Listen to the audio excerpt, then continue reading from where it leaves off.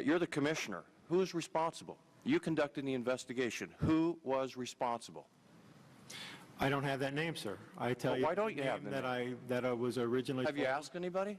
Yes, I asked. Who did you ask? I asked. I don't have that name either. I'll be glad to provide those names. Let him answer the question. Mr. Levin, it's my time. Washington State's time. Who did you ask? I asked the senior technical advisor, And what's the senior technical advisor's name? Nancy Marks. And what did Nancy tell you? Who's responsible? That I don't remember, to be honest with you.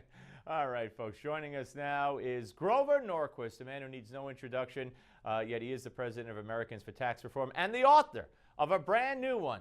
And it's called End the IRS Before It Ends Us. Good to see you, Grover. Hey, good to be with you, coming Steve. in. All right, so End the IRS. I mean, the book is about so much more than just ending the IRS, but that's the grabber because that's your baby. Absolutely. Look, we started off in this country before the Tea Party happened. We were paying 1 to 2% of our income in taxes, 1 to 2%. The British in London were paying 20%. We grew, we expanded, people moved here, the country exploded because we were the low tax nation on the planet. Over time, we're now spending 33% of our income, national income. We work until April 24th this year, just to pay taxes, federal, state, and local. And most of that, 2/3 of that is the federal government. The IRS collects this money. They've gone rogue. They attacked the Tea Party, and I make the case in the book that the attacks on the Tea Party in 2011 and 2012 actually made sure that Obama got reelected. They kneecapped the growing Tea Party movement, slowed it down, scattered it, and when in 10 we increased the number of voters through the Tea Party machinery 3 to 6 million, that didn't happen in 12. So the IRS actually stole an election. Orchestrated by whom? Well, the president said out loud, would somebody please get these people for me? And we saw Lois Lerner say, I'm being told and yelled at to do this, even though I'm not legally allowed to. She said this in a speech on my birthday. And then she did it. So we don't need an email from the White House. The president was saying it out loud. The Democrats in the Senate were saying it out loud on television, on radio.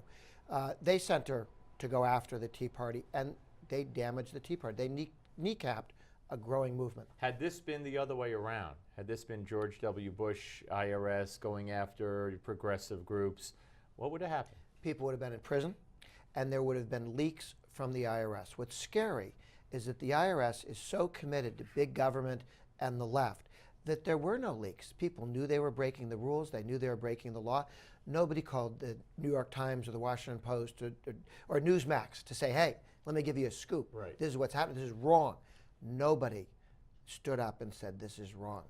Tens of thousands of people were silent. Absolutely. So Obama gave the order without giving the order, kind of. He said it, somebody do this, and someone did it. Who will rid me of this turbulent priest? Yes, this was done before. Yeah, absolutely. All right, let's talk about, though, the IRS and the income tax. Yeah. There's a court case, 1800s, where taxes were found to be, the federal tax was found to be... The income tax was struck down. Yeah. The first time they put it in peacetime in the late 1800s. There is in our Constitution a phrase that said all taxes are to be uniform. And that was understood to be even. So you couldn't tax the West over the East. Mm-hmm. That was what happened with the whiskey taxes. You couldn't tax the South over the North, which is what happened with excise taxes. We almost had civil wars, East, West, North, South, over those unfair, non-uniform taxes.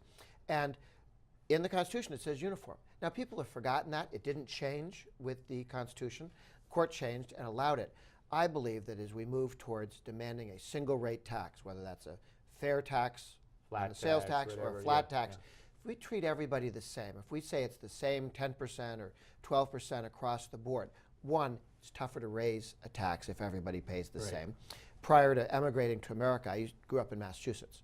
And we have in Massachusetts a flat tax by Constitution. Yeah.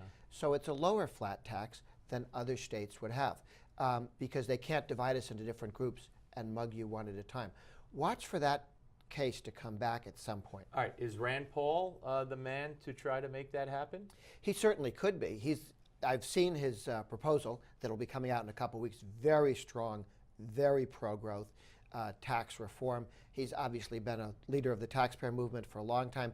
I first met him in Kentucky, in his doctor's office, when I was running Americans for Tax Reform, and he was running the Kentucky Taxpayers You didn't have an Union. appointment for the ophthalmologist, did you? No, I was Oh, there to meet the taxpayer Yeah, activists. yeah. And when he was running for Senate later, I thought, that's cute. And then, boom, did he win big. Yeah. He really became a talent, but he has always been a taxpayer activist. You could get behind him? Could you see him, getting the nomination?